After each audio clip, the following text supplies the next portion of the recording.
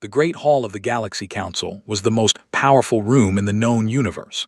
It sat at the center of Keth Station, a space station so large that it had its own weather systems inside.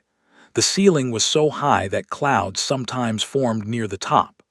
Around the circular floor, thousands of seats rose up in rings, each one filled with a representative from one of the 47 member species of the Council.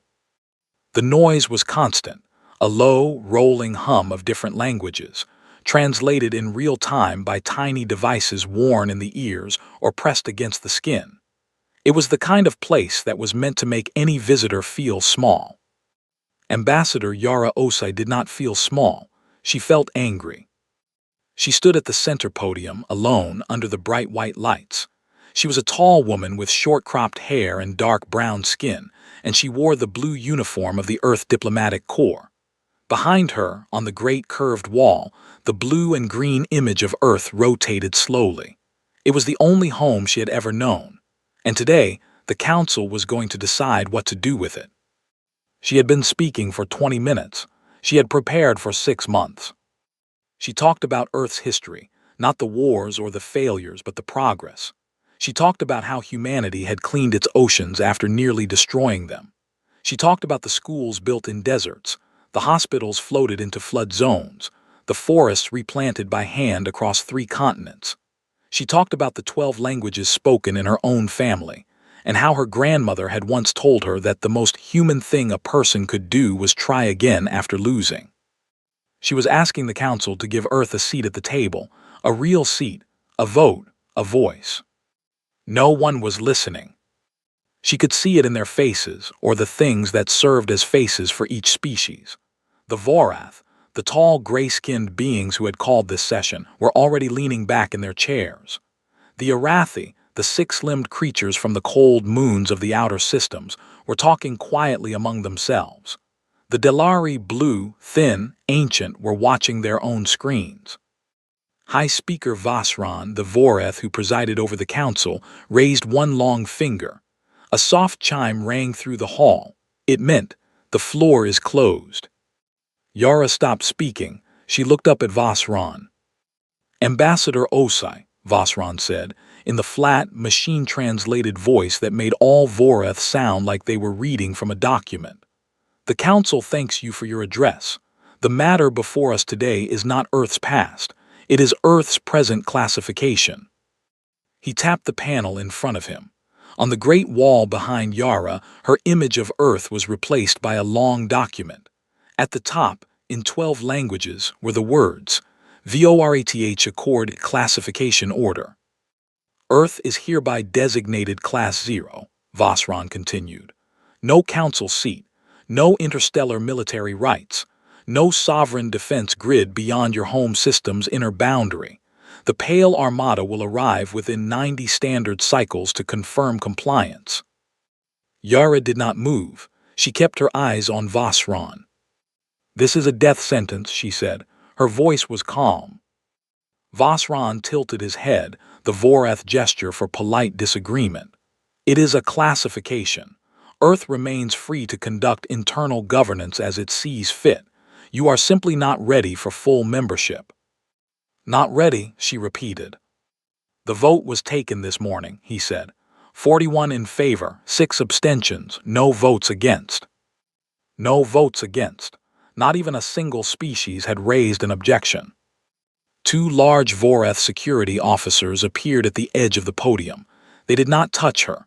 They did not need to. The message was clear. She picked up her data tablet, turned, and walked out of the center of the room. The doors of the council chamber opened for her automatically. They closed behind her with a sound like a final word. She stood in the corridor outside, alone. The corridor was white and smooth and perfectly lit. It smelled like recycled air. She pressed her back against the wall and looked up at the ceiling. 90 cycles. That was roughly 3 Earth months. She sent the transmission to Earth before she had even reached her transport ship. She encrypted it at the highest level and marked it urgent, government eyes only. Then she sat down in her seat, put her head in her hands, and let herself feel the weight of what had just happened for exactly 4 minutes. Then she stopped. She had work to do. On Earth, the transmission arrived at the United Nations Emergency Communications Center at 3:47 in the morning, local Geneva time. The duty officer who received it read it twice, then called his supervisor. His supervisor read it once, then called the Secretary General. By 6 in the morning, the heads of every major government on the planet had been woken up. They gathered by secure video link in the emergency chamber. 53 heads of state, prime ministers, presidents, and chancellors. Some were still in their pajamas. Some had already dressed in their full formal uniforms, as if clothes could make this feel less real. The Secretary General, a quiet man from Brazil named Henrique Moura, read the full text of the Voreth Accord aloud. He did not add anything. He did not take anything away. When he finished, the room was silent. Then the President of the United States asked the question that everyone was thinking. How long do we have? 90 cycles, Moura said. Approximately 87 Earth days. More silence. A general from the Chinese military, a woman named Chen Wei, who had spent 30 years preparing for threats that she always assumed would come from Earth, leaned forward toward her camera. What exactly does the Pale Armada do when it arrives? She asked. The council liaison officer, a nervous young man from Norway, pulled up the relevant files on his screen. He had been studying council military history for 3 years. He did not enjoy what he had found. They disable the target world's orbital defense systems first, he said. Then they establish a monitoring perimeter. Any military vessel that tries to leave the system is destroyed. After that, the world is contained. It remains functional. People keep living, but nothing with weapons ever leaves the atmosphere again. And if someone resists, Chen Wei asked. The liaison officer was quiet for a moment. There are 12 recorded cases of Class 0 enforcement in Council history, he said. In 11 of those cases, the target species attempted resistance. None of them survived past the second engagement. The room went quiet again. Outside the windows of the various offices and homes where these leaders were watching, the sun was rising over different parts of the world. Someone in Tokyo could see the harbor. Someone in Lagos could see the green hills. Someone in Buenos Aires could hear birds. Moura looked at the faces on his screen. He thought about the word that the Voreth ambassador had used, compliance. I am going to ask each of you a direct question, he said. And I need honest answers because we have no time for anything else. Are we going to comply? No one answered right away. Then one by one they started shaking their heads. Not one of them said yes. Moura nodded slowly. He had expected this. He had hoped for this. He had also feared it because now the hard part began. Then we have 87 days, he said, and we need to use every single one of them. He closed the session. He sat alone in his office for a long moment, looking at the image of Earth still rotating on his screen. The same image Yara had shown the council. Then he picked up his phone and called the one person he needed most. Dr. Solarin, he said when the line connected, I hope you are awake. I am always awake, said the voice on the other end. I saw the transmission. I have already started. Moura let out a long breath. Good. Because if there was anyone on Earth who might find a way through this, it was Emeka Solarin. Outside, the birds were still singing. Emeka Solarin had not slept in 2 days, and he looked exactly like it. He was a short, broad-shouldered man in his late 50s, with gray spreading through his hair and permanent dark circles under his eyes that had nothing to do with the current crisis. He had always looked like this. His students at the Lagos Institute of Applied Physics had once joked that he was born tired. He had not disagreed. He had simply kept working. His office was now the center of the most important project in human history, and it looked like a storm had passed through it. Papers, tablets, printed diagrams, and coffee cups covered every surface. 3 large screens on the wall showed different calculations. His 2 assistants, a young woman named Priya from Mumbai and a young man named Seo Jun from Seoul, were asleep in their chairs. which Pmucka allowed because they had earned it. He was studying the Council's published military records. This was not hard to do. The Galaxy Council kept detailed records of every enforcement action it had ever taken, and it published them openly. The idea was to discourage resistance. If any world could look up what had happened to those who fought back and see the outcome, they would be less likely to try. It was a strategy built on fear, and it had worked for over 300 years. Pmucka read through each of the 12 recorded cases. He took notes.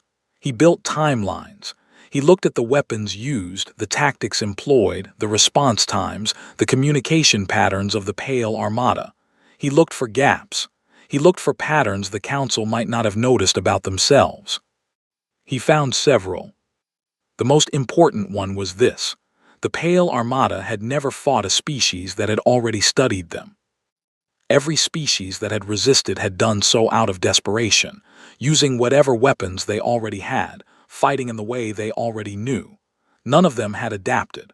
None of them had looked at the Armada the way an engineer looks at a machine, not with fear, but with curiosity. What are your limits? Where do you break? What did the people who designed you never think to protect against? Pmucka leaned back in his chair and looked at the ceiling. He thought about a phrase he had heard his mother use when he was a child, growing up in the years after the Lagos floods. She had said it whenever things got hard. She had said, "You do not win by being stronger. You win by thinking longer." He picked up his pen and started writing. Meanwhile, in a conference room in Geneva, Secretary General Ma was making the call that he had been preparing for since 6 in the morning. He had drafted the Prague Compact in his head before he had even finished breakfast. It was not a complicated document. It did not need to be. It was, in essence, a single idea written out in legal language.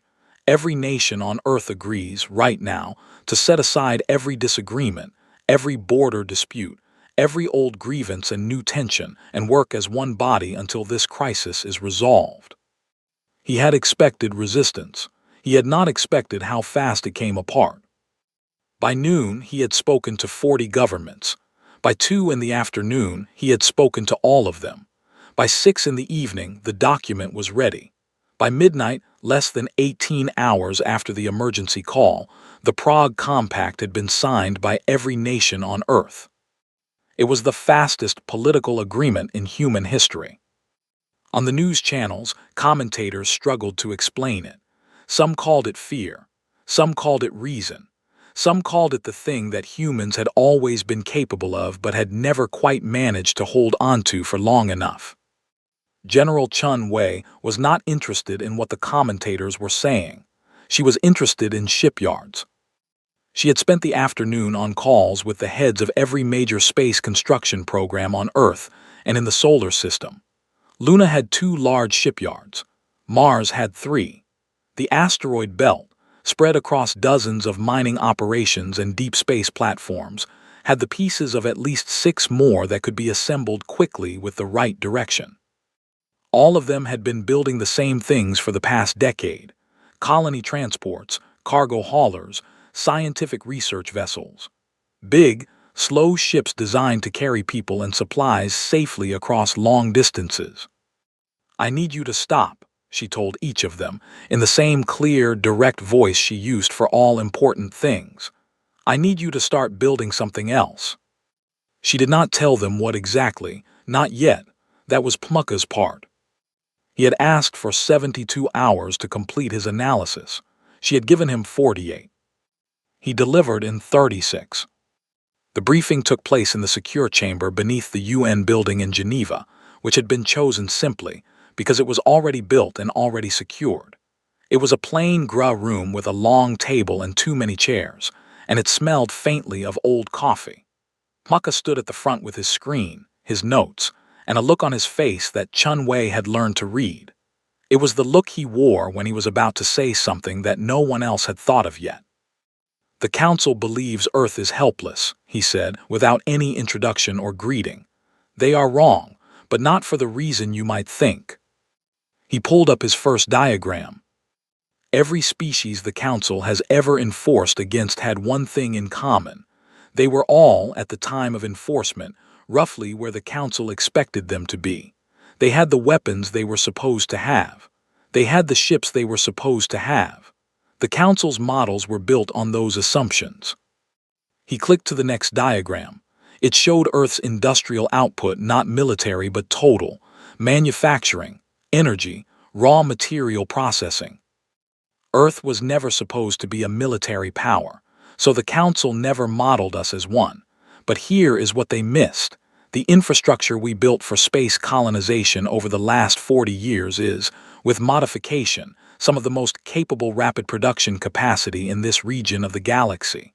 We did not build it for war. We built it for survival, but it does not much care what we use it for. The room was very quiet. "I need 6 weeks," he said.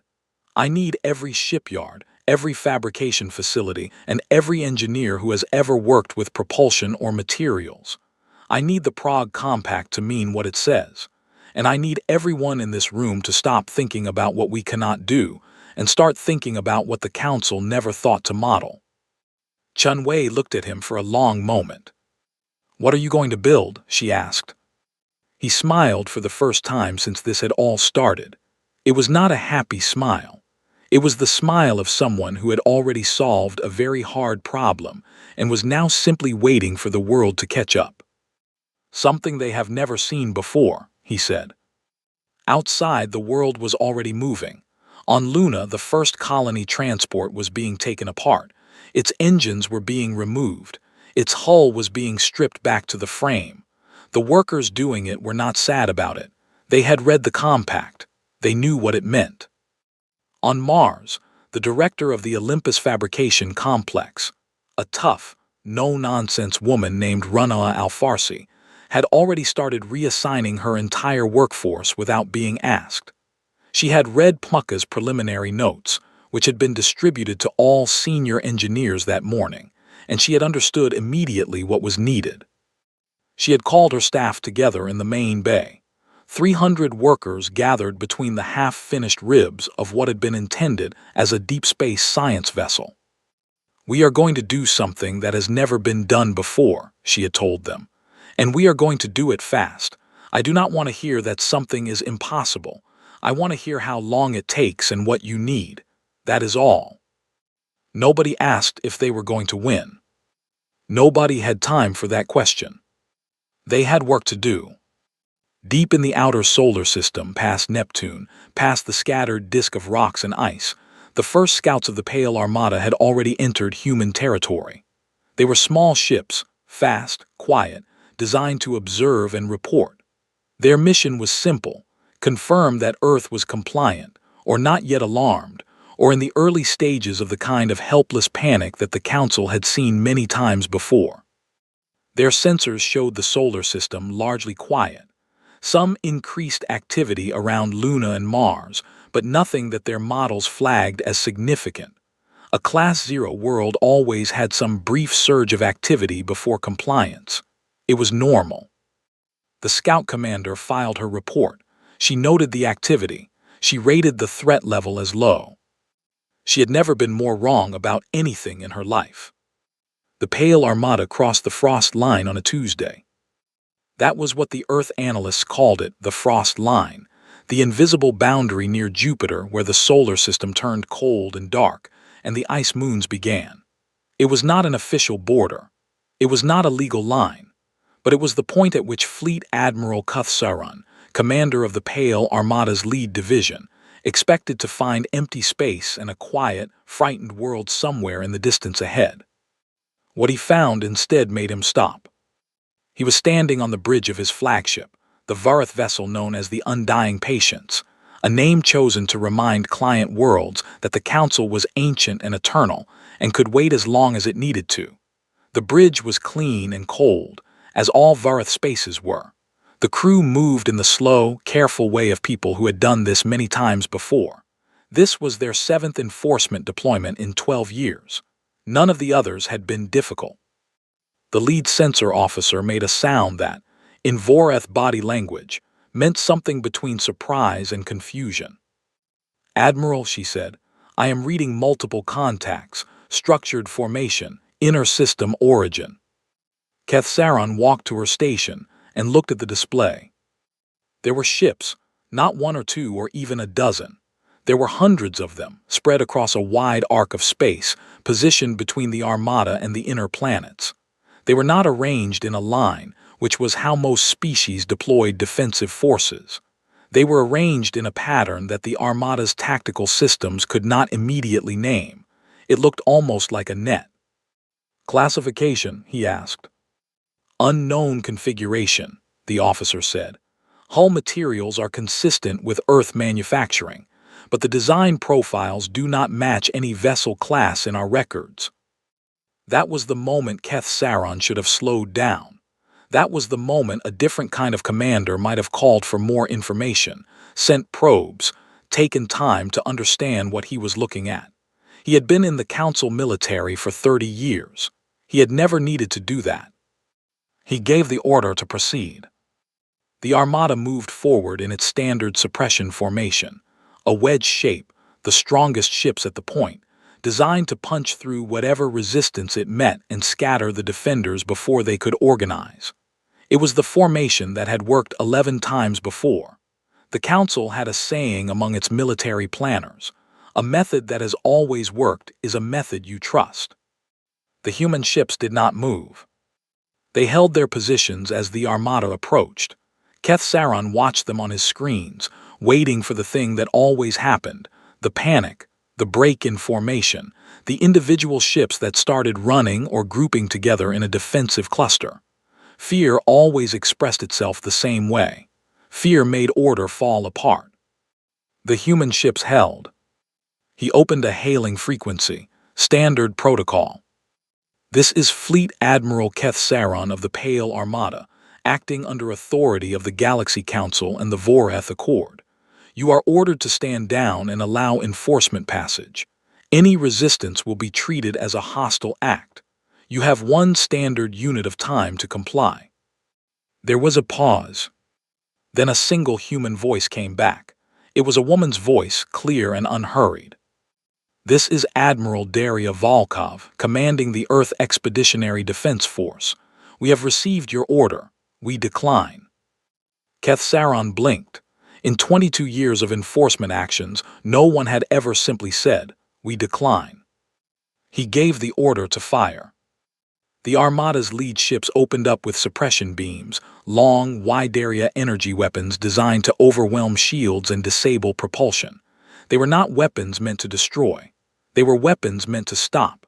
Against every previous opponent they had faced, the first salvo had ended the battle. Ships went dark, lost power, drifted. The crews survived. Compliance followed. The human ships did not go dark. Their shields absorbed the first wave. The analysts on Kethsaron's bridge were already reporting the data. The human vessels had shield technology that was recalibrating in real time, adapting to the frequency of the Armada's weapons. It was not supposed to be possible. The Council had classified Earth as a Class 0 world specifically because its technology was assessed as too primitive for this kind of adaptation. The assessment had been wrong. Admiral Volkov had spent 6 weeks with Emeka Solarin and his team. She had listened to every briefing. She had asked the questions that the engineers sometimes forgot to answer because they assumed everyone already knew. She was not a scientist, but she understood one thing perfectly: you do not fight a stronger enemy the way they expect to be fought. The human fleet split. It did not fall back. It did not cluster together. It split into 7 separate groups, each one moving in a different direction, and then it began to do something that no Voreth tactical model had ever predicted. It disappeared. Not literally. The ships were still there, but they were no longer where the Armada was aiming. Emeka had studied the Armada's historical targeting systems and found a gap, a brief delay, about 3 seconds, between when the system detected a moving target and when it locked on. 3 seconds was nothing in normal combat. 3 seconds was everything when the human ships were designed around it. They had built a maneuvering doctrine based entirely on that 3-second window. Every human pilot had drilled it 10,000 times in simulation. Move. The beam follows. Move again before it arrives. The first 6 hours of the battle were like nothing in the Armada's records. The human fleet engaged the Armada's outer formation from 5 different angles at once, then withdrew before the Armada could concentrate fire. They came back from unexpected directions. They did not fight to hold ground. They fought to make the Armada keep reacting, keep turning, keep guessing. Every time the Armada formed up for a coordinated strike, the human fleet was already somewhere else. And then the human ships began firing back. The weapons Emeka had designed were not copies of the Armada's own technology. They were built around a different principle entirely. The Armada used energy weapons, clean, precise, and very effective against shields. The human weapons used focused kinetic projectiles accelerated to a fraction of the speed of light. The Armada's shields were designed to absorb and disperse energy. They were not designed for something solid traveling that fast. The first Armada vessel that took a direct hit lost 2 entire decks. The second lost its main drive. By hour 3, the Armada had lost 11 ships in its forward formation. Kethsaron had not lost 11 ships in his entire career. He pulled the formation back. He regrouped. He tried the wedge again from a different angle. The human fleet dissolved in front of it and reformed behind it. He tried splitting his own formation. The humans picked off the isolated groups one by one. He tried holding position and waiting for the humans to commit to a full attack. They did not. They kept the pressure on with small strikes from long range, wearing down his ships without ever presenting a target that his full fleet could hit. At hour 6, Kethsaron did something he had never done in a deployment. He retreated. Not far, not permanently. He pulled back to the outer edge of the frost line and called a stop to the engagement. He needed to think. He needed to look at the data. He needed to understand what he was dealing with. His sensor officer gave him the numbers.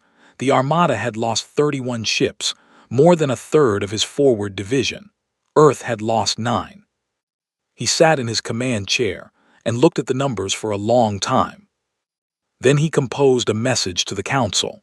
He was a careful man, and he wrote the message 3 times before he sent it, trying to find words that were accurate without sounding alarmed. He was not sure he succeeded. "The Earth Defense Force is not behaving as models predict," he wrote.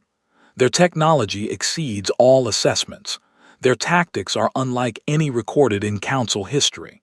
I am requesting reinforcement and additional tactical analysis before proceeding." He sent the message, then he looked out at the stars.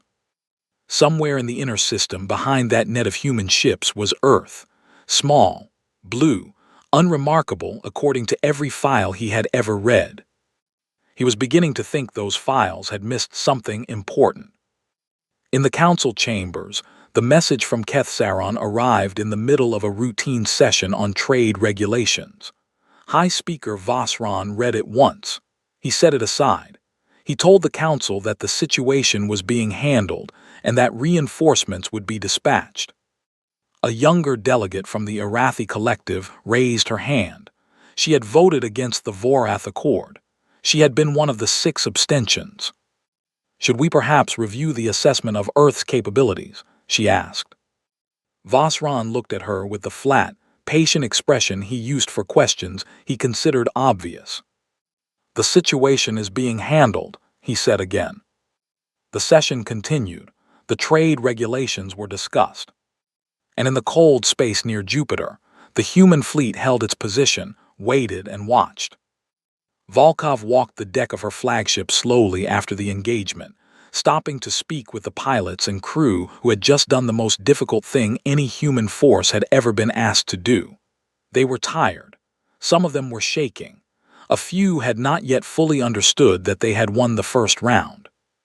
She stopped by the viewport at the end of the main corridor and looked out at the stars. Somewhere out there, the Armada was licking its wounds. They would come back, with more ships, more firepower, and perhaps a little more respect. Good, she needed them to start paying attention, because what came next required them to be looking in exactly the right direction, which meant she needed to make sure they were looking the wrong way. The Council sent reinforcements. 2 full wings of the Pale Armada arrived at the Frost Line 12 days after Keth-Saron's first engagement. That was fast, by Council standards. Normally, moving that many ships took planning, resupply, coordination across multiple systems. The fact that they had done it in 12 days was a sign of how seriously the Council was now taking the situation, or at least, how seriously certain people within it were. High Speaker Vosron was not among those people. He still referred to Earth in Council sessions as an administrative complication. He still used the word compliance as if it were simply a matter of time. But he had approved the reinforcement request without argument, and that was something. Keth-Saron received the new ships with quiet relief. He had spent the 12 days studying. He had reviewed every second of the engagement data. He had run the numbers through every tactical model the Voreth military possessed. The results had not been encouraging. The models were not built for an opponent like this. He sent a report to the Council's Military Intelligence Division, requesting updated assessments of Earth's current capability. The report came back in 3 days. It used the same old data. It had not been updated. He sent a second report. He attached his own engagement data. He highlighted the sections in bold. He received a form letter thanking him for his thoroughness. He stopped sending reports. On Earth, Admiral Volkov received word of the incoming reinforcements from her scout network. A loose web of small, quiet vessels positioned throughout the outer system that the Armada had not found because they were not looking for them. She called a meeting of her senior commanders aboard the flagship. They gathered around a table in the briefing room, 12 men and women from 12 different countries, all wearing the same uniform now, the deep navy blue of the Earth Expeditionary Defense Force, the flag of every nation stitched into the sleeve in a ring, too small to see individually, large enough to know they were all there. She showed them the reinforcement numbers. She watched their faces. Nobody panicked. Nobody went pale. A few of them leaned forward. "We knew they would send more," said Commander Arjun Mehta from New Delhi, who commanded the 2nd Fleet Wing. "The question is whether we fight them here or somewhere else." "Somewhere else," Volkov said. She pulled up a star chart. She pointed to 3 systems, not Earth's system, not even close to it. All 3 were deep in Council territory. All 3 hosted large bases used by the Pale Armada to stage enforcement operations. "If we fight them at the Frost Line again, we win another defensive engagement," she said. "And then they send more ships, and we fight again.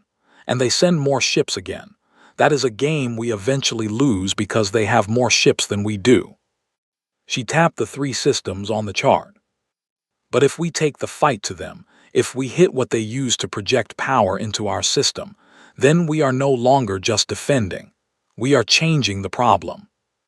The room was quiet for a moment. Mehta said they would be going into Council space. He was not objecting. He was simply saying it out loud as a fact. "Yes," Volkov said, "we would be." Another pause. "When?" asked Commander Fatima al-Rashid from Cairo, who commanded the 3rd Wing. "Before the reinforcements get here. While they are moving toward us, we move toward them." 3 days later, the Earth Expeditionary Fleet, 80 ships under Volkov's direct command, made its first jump beyond the solar system. The jump drive technology was one of Emeka's gifts. The Council used a standard fold drive that the Armada had used for over a century. Emeka had studied the physics behind it and found that the standard implementation was conservative. The Voreth had settled on a safe, reliable method and never pushed further. Emeka had pushed further. The result was a drive that was 30% faster and, critically, left a different energy signature. The Council's detection systems were calibrated for the standard signature. They did not catch the human fleet leaving. The 3 bases were not military fortresses. They were logistics stations, places where ships refueled, where crews rested, where supplies were organized before a deployment. They were defended, but not heavily. The Armada had never needed to defend its own territory seriously. Nothing had ever attacked it. The human fleet arrived at the first base and did something unexpected. They did not destroy it. They spent 40 minutes disabling every orbital platform, every docked vessel, every communication array. They were precise and methodical. No life support systems were touched. The station itself, where thousands of crew members lived and worked, was left completely alone. Only the weapons and the ships and the communication towers were neutralized. Then Volkov opened a broadcast on all frequencies. "This is Admiral Daria Volkov of Earth. We have disabled your military infrastructure at this location. Your personnel are unharmed. We will leave now. If your government continues to pursue enforcement action against Earth, we will return to this location and the next one on our list. We have no interest in hurting anyone. We are interested in being left alone." She closed the channel. The fleet jumped. The second and third bases were handled the same way. The effect on the Council was profound. Not because of the military damage, though that was significant. The effect was the message. Every species in the Council received the broadcast because the human fleet had transmitted on every frequency simultaneously. For the first time, the galaxy heard Earth speak, not through a diplomat being escorted out of a chamber, but through a fleet of ships that had crossed into Council territory, done what it said it would do, hurt nobody, and left. Back in his office, Emeka was not thinking about any of this. He was thinking about jump lanes. The Council's reinforcement fleet was moving toward Earth through a specific set of jump corridors, the stable pathways between stars that made long-distance travel reliable. Jump lanes were not physical things. They were gravitational structures, existing naturally in space, discovered and mapped over centuries. They were also, Emeka had realized, vulnerable to interference in a way that no one had ever tried before, because no one had ever needed to. The cascade array was his strangest invention. It worked by generating a precise pattern of gravitational pulses along a jump lane's entry point. The pulses were not large. They did not destroy anything. They simply made the lane unstable, not permanently, but long enough. A ship that tried to enter a disrupted lane would not be destroyed. It would be thrown off course, emerging from fold space somewhere entirely wrong. Not dangerous, just very, very far from where it intended to go. He deployed 3 cascade arrays at the 3 main lanes the reinforcement fleet was using. The first wing of the reinforcement fleet arrived at the frost line. The second and third wings did not. They emerged from fold space in completely different parts of the galaxy and spent days finding their bearings. In the Council chambers, the reports arrived one after another. The Armada's staging bases neutralized. The reinforcement wings scattered. Volkov's fleet back inside the solar system before anyone could respond. The high speaker read the reports in silence. Around him, the chamber was more chaotic than it had been in living memory. Delegates were standing. Some were arguing loudly. Some were trying to call for order. The Arathi delegate who had asked about Earth's capabilities weeks ago was not saying anything. She was watching Vosron very carefully. He set down the last report and folded his long gray hands on the table. Then he said something that, in 30 years of Council service, he had never said before. "We may have been," he said slowly, choosing each word with great care, "incomplete in our assessment of humanity." The chamber went quiet. The Arathi delegate said nothing, but she made a small note on her data tablet, marked it for transmission, and sent it to a private address that she had been holding onto for several weeks, the contact details for Ambassador Yara Osai. The note said only, "We should talk."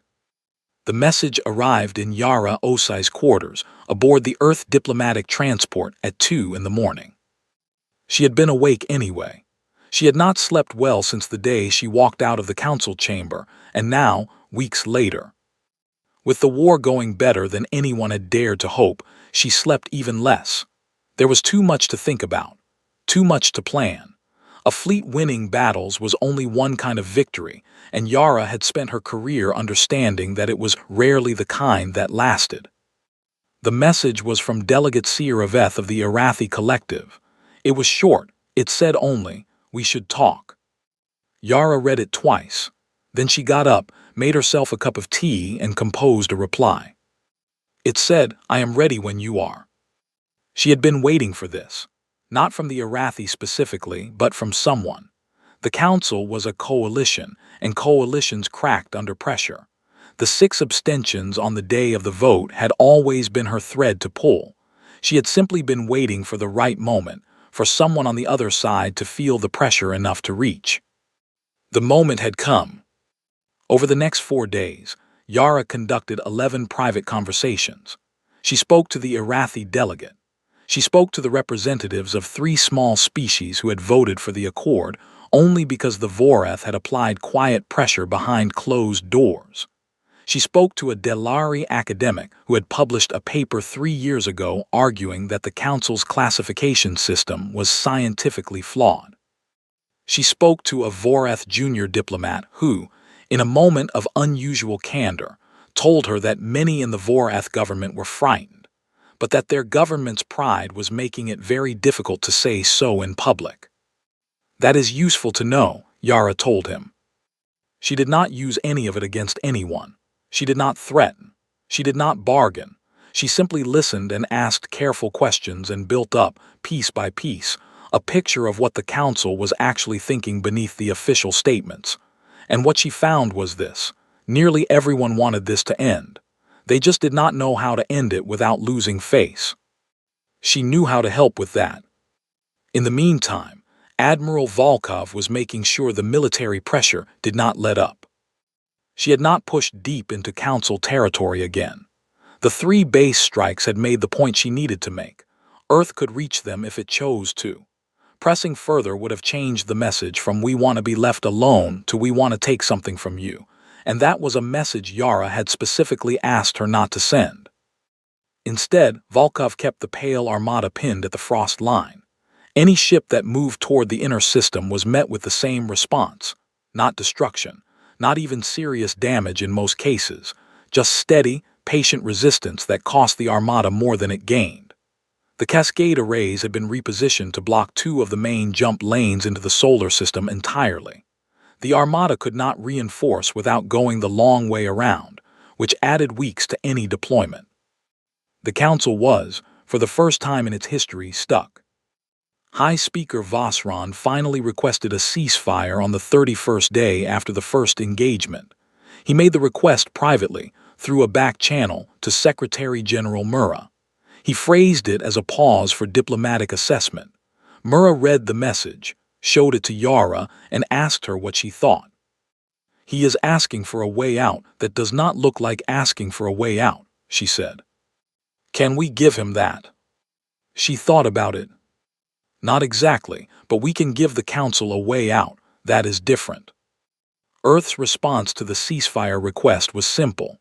It said, "We will cease military operations when the Galaxy Council agrees to meet in full session with all 47 member species present to discuss the Terran Compact.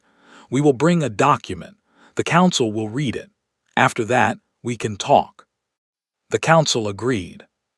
It took them 2 days to agree, which Yara knew meant that Vosron had spent 2 days trying to find a way to not agree, and had failed. The meeting was set for Keth Station. The same hall, the same seats, the same high ceiling where clouds sometimes formed. Yara traveled there alone. She had one assistant, a young man named Kofi who had been working for her for 3 years and who carried the document bag and said very little, which she appreciated. She had an honor guard of 12 Earth soldiers in formal dress uniform, which she had requested not for protection, but because she believed symbols mattered in rooms like this one. The hall was full. Every seat was taken.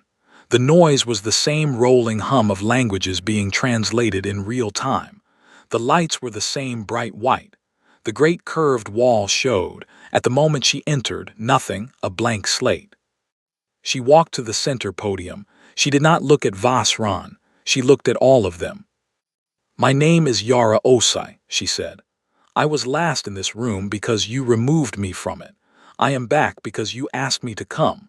I think that tells you most of what you need to know about how things have changed." A ripple of something passed through the hall, not quite laughter, Not quite discomfort, something in between.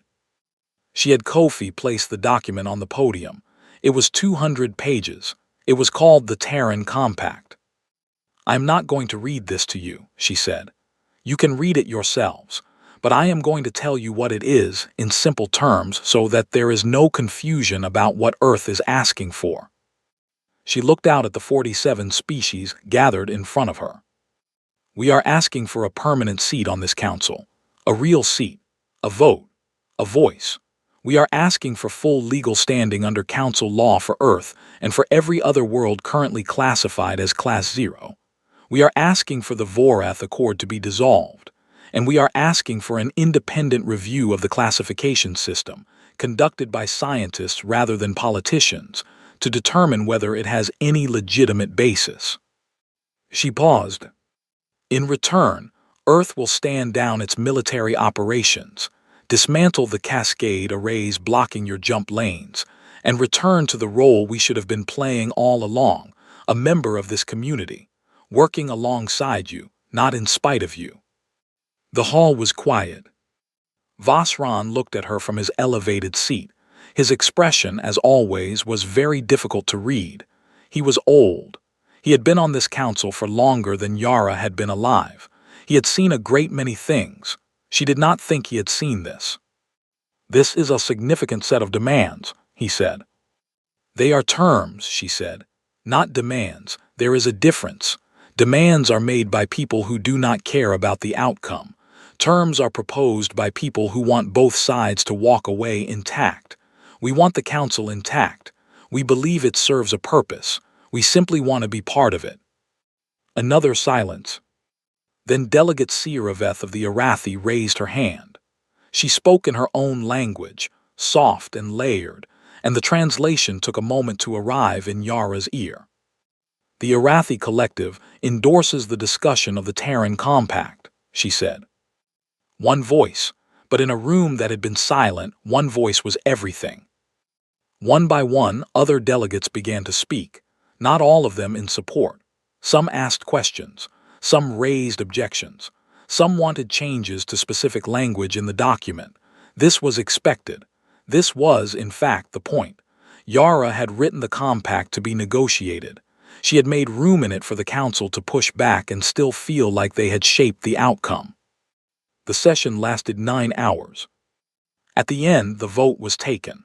38 in favor, 7 abstentions, 2 against, both Vorath conservatives who would have voted against anything that changed the order of things they had spent their lives building. The Terran Compact passed. Earth had a seat. Yara sat in the chair that had been brought to the center podium for her, a temporary seat, until a permanent one could be installed, and she watched the certification being processed on the Great Wall. The planet Earth, small and blue and green, appeared on the screen. Beside it, her name. Beside that, the words, "Permanent Representative." Later, in the corridor outside, a young Arathi delegate approached her. The Arathi were 6-limbed, and this one was young enough that her outer limbs were still a pale gold rather than the deep copper of an adult. She had large eyes and a careful way of moving.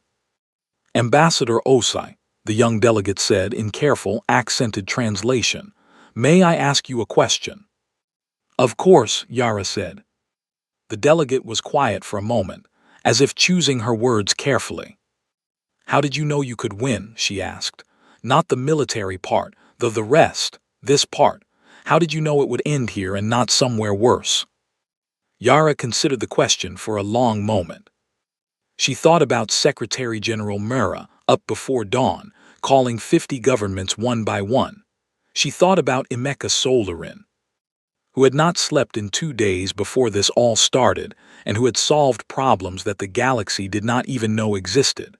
She thought about Rania Al-Farsi in the Martian shipyard, telling 300 workers, "I do not want to hear that something is impossible." She thought about Volkov, standing at the viewport after the first battle, watching the stars and planning the next move. She thought about her grandmother, who had told her that the most human thing a person could do was try again after losing. "We did not know," she said. "We never needed certainty to fight. We only needed to believe it was worth trying. The young delegate stood very still for a moment. Then she made a gesture with her inner limbs that, in Arathi culture, meant something like, "I will remember that." She walked away down the corridor.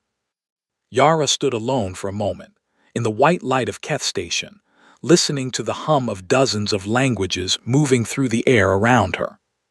Then she went back inside. There was work to do.